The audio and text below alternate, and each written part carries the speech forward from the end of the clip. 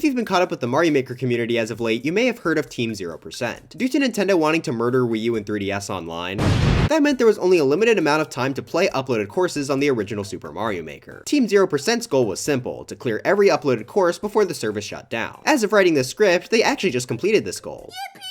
There's also some cheater lore or something, I don't know. This all got me thinking back to the original Mario Maker, and I eventually remembered that that game came with a few sample courses. These were pre-built by Nintendo and were meant to help give ideas on what to make for your own stages. I haven't played these since the launch of Mario Maker in 2015, so I thought it'd be fun to make a video ranking all of them from the worst to the best. After replaying through all of these stages for this video, let me just say, you all are not prepared for how mid these stages are. Despite there being 68 levels to rank, this is a fairly short video in comparison because most of these levels are complete garbage. Mario Maker 2 story mode levels were incredibly fun and creative, but these are not that. We're going to be judging these stages based on how fun they are, how much content they have, and how creative they are. So if you enjoyed this video, please make sure to leave a like and subscribe to the channel. At 200k, I'm ranking every 2D Mario level. No, these do not count for that. Mario Maker is a spin-off. And let's jump right into the list.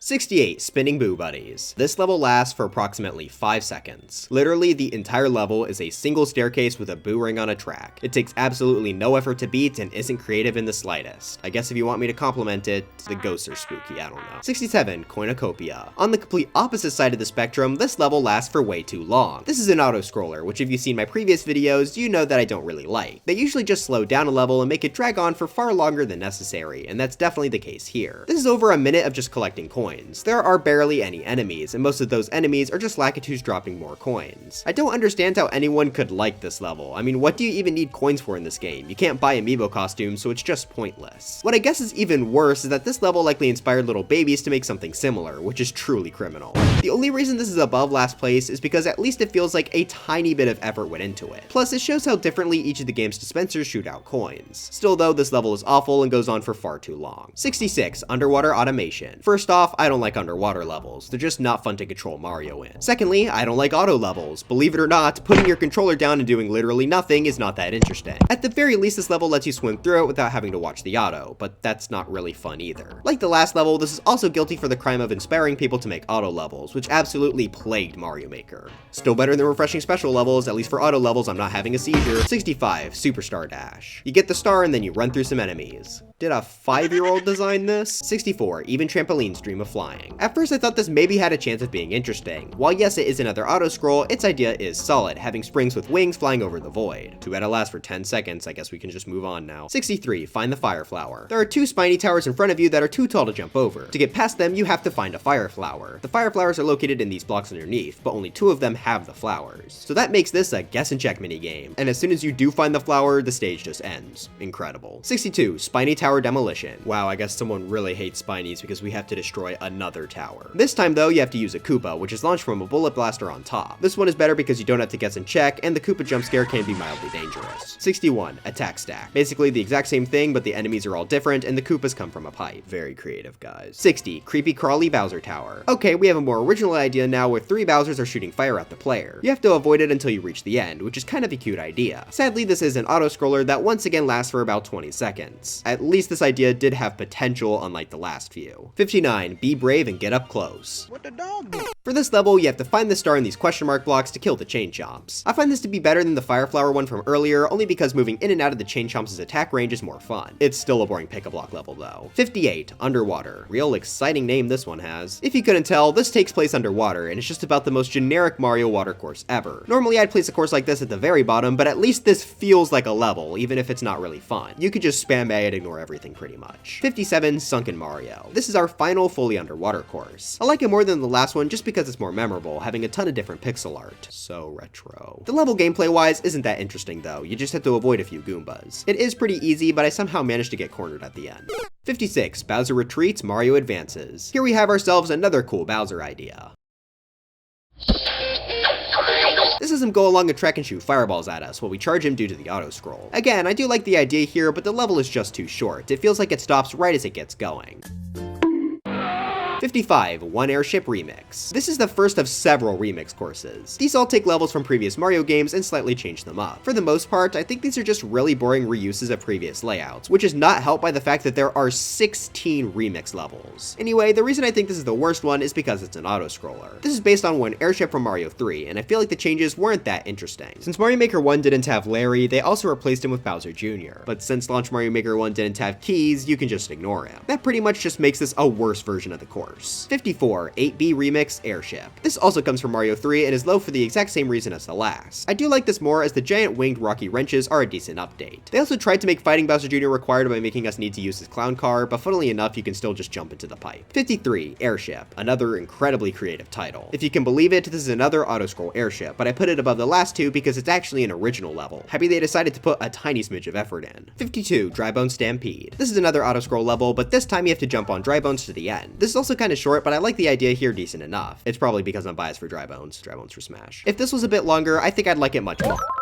Oh, my controller died, cool. 51. Zigzag Lava Bubbles. Once again, another auto-scroll level, but the obstacles here are pretty neat. You're stuck in a tight corridor with winged lava bubbles, which can be somewhat tricky to avoid. This level is still extremely short, though. 50. Festival of Fire. Basically the same as the last level, but Lakitus are throwing the fireballs instead. I think I prefer the added chaotic randomness of this level, but also it feels really weird that winged lava bubbles were the main gimmick of two different levels. 49. Music Notes. We are finally out of the auto-scroll section, and now we just have more nothing levels. Based on the name, you may think this would be a music level, but no, it's supposed to be a music sheet with random note blocks put into it. There's also shellmets bouncing on them. Cool. Yeah, somehow there's no music blocks in the stage, which is just so stupid. This level is also tiny, but the reason I put it above everything else so far is because getting the triple jump here to skip the vine is kind of fun. I am so desperate for good levels. 48. Jump for it. In this level, you have to use springs to avoid lava bubbles. That's kind of a fun idea, but it also ends after 4 jumps, so who cares? 47. Go for the 3-up stomp.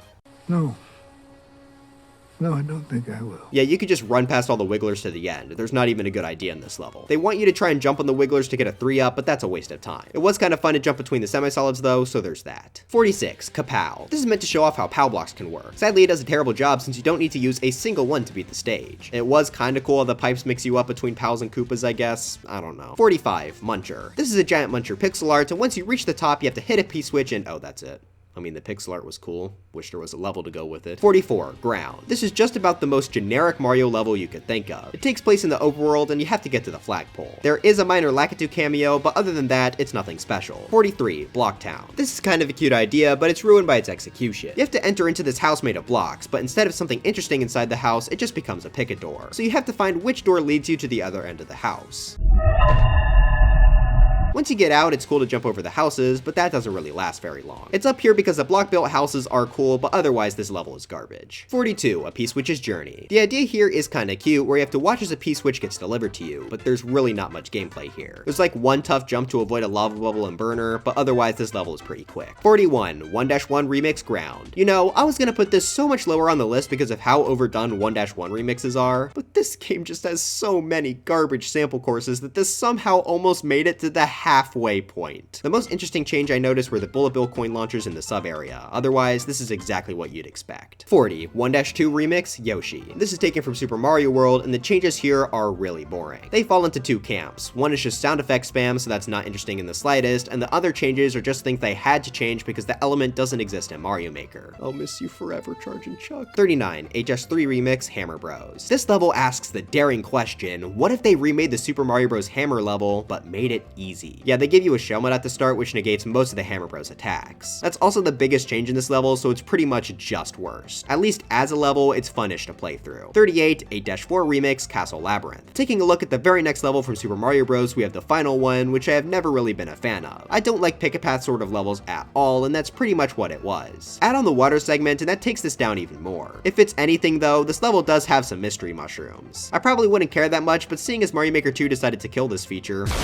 I miss it a good amount. 37. 3-1 Remix Infinite 1-Ups. Another one from the original Super Mario Bros. This doesn't have any interesting changes, but as a level, it's more fun to go through than 8-4. There's something at the top of the level which I saw on the map, but I really couldn't care less to try for it. I guess it is cute that it's named after the Infinite 1-Up trick that this level is infamous for, but beside that, I got nothing more to add. 36. 1-1 Remix Raccoon Mario. This is a Mario 3 remix, so that's a little bit more interesting than the original Super Mario Bros. Some enemies are now towers, which make them harder to avoid. Not much else changed though, so it's another pretty uninspired remix. remix. 35, 7-2 remix, Piranha Plants. Another Mario 3 remix. This time it's for a level that I didn't really love in the original game because of the underwater segments. I would say I like it more than the last level though, just because it's a more original choice to remix. 34, Conveyor Belt Sprint. We are now officially halfway through the list, and we're still not at levels I like yet. This entirely takes place on top of conveyor belts, and you have to try and avoid the Koopas walking on them. This level just looks very unprofessional, with pretty much only the bare minimum being placed here. At least running on conveyor belts can somewhat be fun. 33, Roller Coaster. This level has us ride a blue skull coaster, and we have to avoid some saws. The idea really isn't that creative, but it at least felt like it had a tiny bit of challenge. It's also quite short, but compared to some of these other levels, it's not too bad. 32, Up and Over. This is the kind of cute purpose of showing the player how to make a spring tower. It's not challenging in the slightest, but I'm sure at the game's launch it was cool to see what would happen if you placed all the springs into a tower like this. Also, I totally forgot Mario Maker 1 has different item throwing physics from Mario Maker 2, so my stuff just kept bouncing off the wall. 31, Tracks. This level is obviously meant to showcase some of the things you can do with the track element. This is pretty much split into 3 different parts. First, you have to jump between moving platforms, then you have to avoid saws on conveyors, and finally you have to ride a blue platform while avoiding more saws. This actually feels like a decently developed idea, but unfortunately that last section drags on for way too long. It lasts for about 45 seconds, which it really didn't need to. I think I would have liked this a lot more if at one point you moved from the standard blue platform to a winged blue platform, just to add on to the concept and have it move a bit quicker. 30, Switch It Up. This level is all about using the P-switch to your advantage. It shows that you can use it to make bridges and destroy blocks that are in your way. It even shows off how the P-switch can make levels harder by removing the bridge at this section. The thing about this level though is that there is a lot of waiting, some of which being pretty unnecessary. For example, to get the last P-switch, you have to wait for the current one to run out, but it's not like having that one on creates any sort of cheese, so this is completely worthless. Had they removed the several bits of waiting, I think I would have liked this more. 29, Bone Dungeon. Bro, I love skeletons, they're so cool. This level is all about the skull lifts and dry bones. First you have to climb up a tower of the skull lifts while avoiding the dry bones, and then you have to go back down while avoiding their projectiles again. This can be somewhat challenging, and it's also kind of fun to try and speed up the descent by skipping several lifts. Then at the end of the level, you have to ride a skull coaster to the goal while avoiding more thrown bones. This is another level that's a bit short, but it had some kind of fun content. 28, 6-3 Remix Ice. Now we're getting to some of the better remix courses. This comes from Mario 3 and is a level I like from that game. It's pretty short and simple, but I like the idea of small ice platforms in the sky. This remix doesn't really change that much, but I still had fun with it. 27, 2-5 Remix Chain Chomps. Also coming to us from Mario 3, we have that game's Chain Chomp level. The main change here is that all the Chain Chomps are now giant, which I think is a pretty good and understandable tweak. 26, 2-3 Remix Pyramids. Of these Mario 3 remix courses, this was my favorite from the original game. I just like the idea of using semi-solids to create pyramids. In this remix, they also replaced the bouncing fireballs with no post chain chomps. Probably because they aren't in Mario Maker, rest in peace. I also like how the ending of this changed, as they now have enemies coming out of the bricks the Koopa Shell bounced off of in the original. It's a pretty cute Mario Maker touch. 25, 1-2 Remix Underground. 1-2 is a classic level from the original Super Mario Bros, and while remaking it is probably a bit overdone, I do like this level for one simple reason. You're gonna turn into a Goomba! Yeah, this is another level with the mystery mushroom, and due to how much I miss it, I like this a lot. I also think it was cool to let the warp zone at the end give the player a different mystery mushroom costume depending on what pipe they pick. 24, 1-3 Remix Athletic. Moving on to the very next level, and I like this a bit more because A, 1-3 is less overdone, and B, the mystery mushrooms are far more prevalent here. Plus, I always like the tree stages in the original Super Mario Bros. Since they're pretty fun to parkour through. 23, 1-4 Remix Castle. And ending off the original Super Mario Bros. World 1, we have that World's Castle. I like it the best of these remix stages because I think it has the best design of the bunch. They included a lot of extra fire bars here to make it more dangerous, and of course they let us play as Bowser himself through the mystery mushroom. 22, Danger Fire Bars. Exiting out of that second wave of remixes, we're starting to get into levels that are somewhat decent, over 2/3 of the way through the list. Anyway, this is all about dodging fire bars on tracks. This can lead to some fairly tricky jumps, especially if you try and do this level fast. Once again though, this is another level that ends before it really starts. 21, Easy Does It. This is far from the most creative idea out there, but I do kind of like carefully squeezing by these spikes. While I again wish it was longer and more expanded on, this at least has a little bit of content. 20, Sound Effects. As the name implies, this is meant to show off the game's wacky sound effects.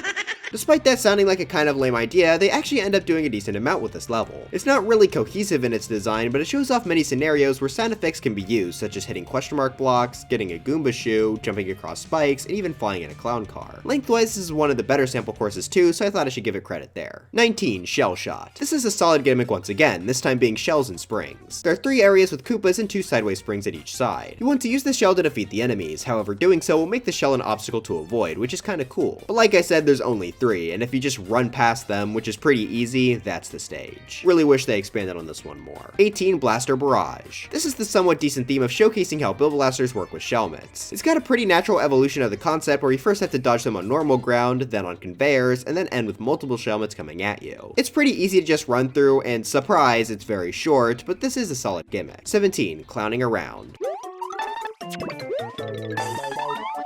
This level is all about the clown car. You have to fly it through to the end while trying to avoid the enemies and other clown cars. I like this level because it shows off how other objects can interact with the element. Right away we start with a mushroom piloting a clown car towards us, and then we have to see how a few enemies like chain chomps and bill blasters work later. This level does feel kind of lazy since it's just a bunch of enemies and clown cars with nothing else, but at least this does a good job showing off some unique interactions. 16. Big Drybones Pirate Ship. Here comes my Drybones bias making a cameo once again. This is an airship level all about the enemy. One thing I like about this level is that it looks like they actually tried with the aesthetic here, which they often don't in these sample courses. It starts pretty good with the first ship, but sadly the second one just devolves into another picador.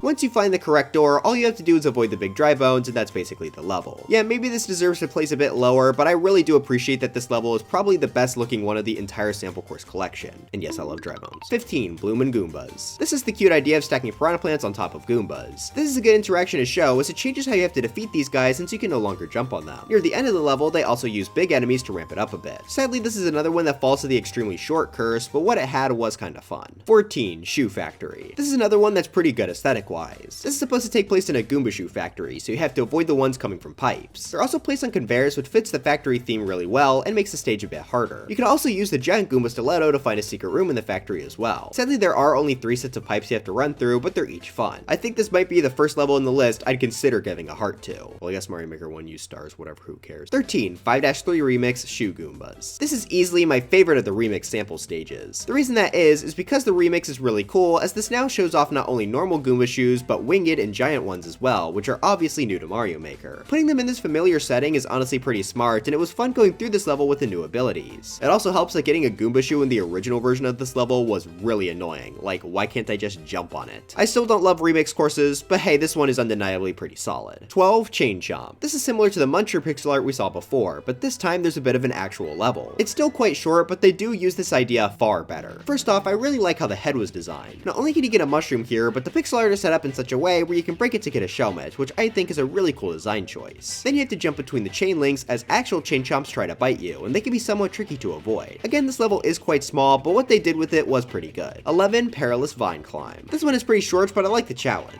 You have to climb up this vine that's on a track, but it's growing through a spike maze, so you have to climb it very carefully. I just think this was done very well, and it shows off a cool mechanic that could be used in other levels. I also like that they use the Super Mario Bros. Style here since he climbs on the side of the vine rather than the center, so you have to keep that in mind when dodging the spikes. They definitely could have expanded on this, but I do like what it has right now. 10. Sub-areas. This one doesn't really have a strong central theme, but it works as a pretty fun platforming level. As the name suggests, you go through several sub-areas, but it's hard to say that's really a focus. Also, this level reminded me how the original Mario Maker didn't have scroll stop, and wow does it look ugly. Underground in this level, you'll be jumping across ice while avoiding Koopas, which is pretty fun. Above ground, you'll have to avoid chain chomps instead. The level also ends with this really weird and out-of-place one-way wall maze. 9. Pipeline to the Other Side. I sorted the title because it's like the Minecraft song I have a problem. This level is quite similar in a lot of ways to the last one, just having a bit of decent platforming. I like this more though because it does have a slightly more cohesive theme. It's separated into several different small rooms, with each with their own challenges revolving around Koopas. None of them are really that creative, but hey, it was fun enough. 8. Race to the Finish. This is easily the best auto-scroll level because instead of using it to slow the player down, it's made to speed the level up. You have to run through this castle, which is mostly empty beside the falling blue platforms. The level mixes it up sometimes by having the player need to run around some walls and also hit a block for a star. I really like how fast-paced this level is, and while it is short, that honestly didn't bother me that much since this level felt like it accomplished what it was going for. 7. Castle. With a level named that generic, you'd probably expect it to place quite low on the list, but actually this turned out to somehow be one of my favorites. Not that it's anything special, but I really just don't have any problems with it. It feels like an actual Mario castle, having a lot of obstacles like hammer bros, fire bars, and thwomps. I also really like how note blocks were used here, as they're used in platforming, to collect a 1-up, and even make a shortcut over the first thwomp. The level ends with the Skull Coaster ride over to Bowser, which isn't hard since you just have to get to the axe. Still, this felt like an actual level with a good length. It didn't feel too short, which is very rare among these levels. Despite how generic this might be, I think it's the first level I'd for sure give a heart to. There were a few I'd be on the fence on from before, but from here on out, all the levels I'd actually make sure to like. It only took it to the top 7, but I guess we got there in the end. 6. Ghost House. This is very similar to our last level, where it's a very generic name, but it's actually pretty well designed. The level starts with you having to make it past a few spike tops, and then you have to use a P-switch to access a cave. You can't fly over the whole level though, as that puts you into a maze-like area, which fits the Ghost House theme pretty perfectly. It's easy to navigate through, but fun at the same time, especially with the dry bones and boos trying to attack you while you make your way up. Once you make your way through the maze, you then have to run past Gimmick toward the ending. Again, not the most complicated level in the world, but it actually has a solid length and was quite fun. 5. Don't delay. This has a really strong theme. Once you enter into this door, you're placed on a track with saws coming toward you. Your goal is to run through the stage as quickly as possible so they can't catch you. Already, this theme is perfect for me since running through the stages is what I like to do anyway. What I love about this is that they also use the concept pretty well. While the saws are quite slow, there are plenty of other obstacles you have to avoid. You have to quickly climb up a bunch of blocks as cannons shoot at you, dodge some burners, fall down as the same cannonballs from earlier are still on their way, jump over some lava bubbles, and finally climb a vine while avoiding the last grinder. The level also ends with a Bowser fight, which isn't hard since you could just jump over him, but it's a good addition to throw on. Overall, I think the stage was pretty cool and had a good length. Happy they decided to actually try a bit. Now our top 4 here all come from the final 17th world in this game. That's because all 4 of these levels were made specifically for the Nintendo World Championship in 2015, and they were thrown into a neat little bonus world. That means these are by far the hardest levels, and on top of that the longest as well, since they needed to be actual levels for the competition. So starting us off, we have 4, NWC 2015-1. This is in the Super Mario Bros. Style and starts off as a bit of a 1-1 remake. Instead of what you would expect in the question mark blocks though, they're enemies instead.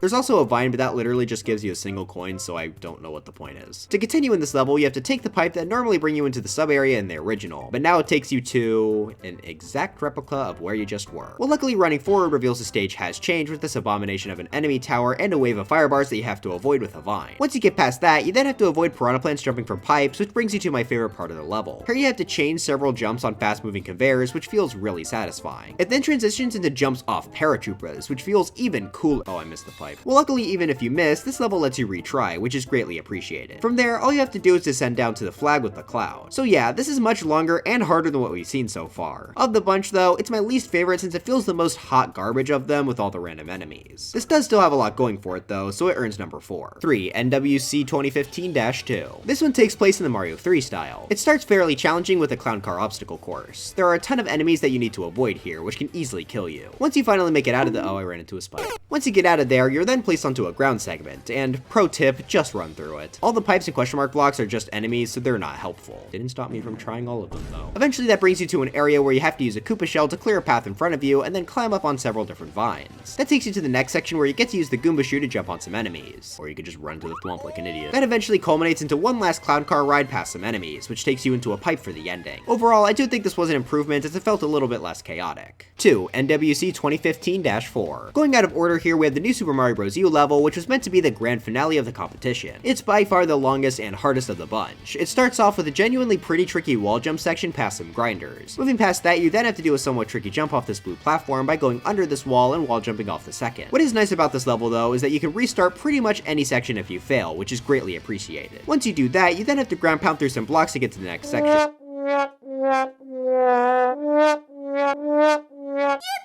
After jumping across some winged blocks, we make it to a sub-area, which is sadly what holds us back from the number 1 spot. A large portion of this level takes place underwater, which is both quite easy and boring. I really wish this was replaced with some more platforming stuff. Luckily, once we get out of the water, we're back to some more interesting content. We have to jump off of a Yoshi in order to wall jump over these spikes, allowing us to hit a P-switch so we can move on. That brings us to a fairly tricky platforming segment on top of fire bars. It could genuinely be a challenge trying to time the jumps and find the right route. After that, we then have a bunch of miscellaneous challenging platforming segments such as blue platforms, moving blocks, and even a skull coaster. Eventually, the level ends with one final standoff against Bowser, which is pretty simple as you have to wait for him to jump. I really enjoyed this gauntlet of a level, and I think it's a great finale. If it didn't have the underwater section, it'd easily be my favorite sample course. But as for what actually ends up taking the crown, 1. NWC 2015-3. This is the Mario World level of the collection, and I really enjoyed it. It starts with 4 doors, which sadly does mean it starts with a picket door, but it's really not too bad. Going into number 3 puts us into a really scary cannonball jump scare that we have to outrun, but eventually the Buzzy Beetle we kicked activates a P-switch to drop us into a chaotic spring-filled section with blasters. I really like how this section shows off how wildly all of the game's elements can interact with each other. From there we have to jump past this wall and then make a pretty tricky jump off a cannonball. Once we do that, there's even more interesting jumps like bouncing off wigglers, winged donut blocks, and even some winged buzzy beetles that get shot out of bill blasters. All of these do a great job showing off how much variety there is in this game's platforming. Sadly, we do have another Picador section following that, but going into door 6 allows us to continue the level. We then have the option to use up a bomb on these blocks or just spin jump, which is a cool risk and reward decision. After that, we have another speed versus safety decision. First, you could take some extra time to gear up using the shell to get the fire flower. Running through the thwomp area gives us the option to parkour off some blue platforms, which if done successfully lets you skip the next part of the level. Sadly, I suck, so I had to take the slow route. That makes us take a small maze, which we have to run through quickly as there are a ton of Bowser shooting at us. That does however bring us to the end of the level, which we should run for ASAP so the thwomp doesn't stop us. Overall, I am very happy that we got these 4 levels from the Nintendo World Championship in the game, because they were really needed to help bring up these sample courses. Happy we can at least end this video on a somewhat positive note. But anyways, that's it for this video. Do you all really love Go for the 3-up stomp and you hate me for skipping the levels gimmick? Let me know in the comments. I was really not expecting to dislike so many of these levels, but it was at least interesting for me to go back to them after so long. Hopefully this video was fun for you guys as well. But anyways, dry bones for Smash, and I'll see you guys next time.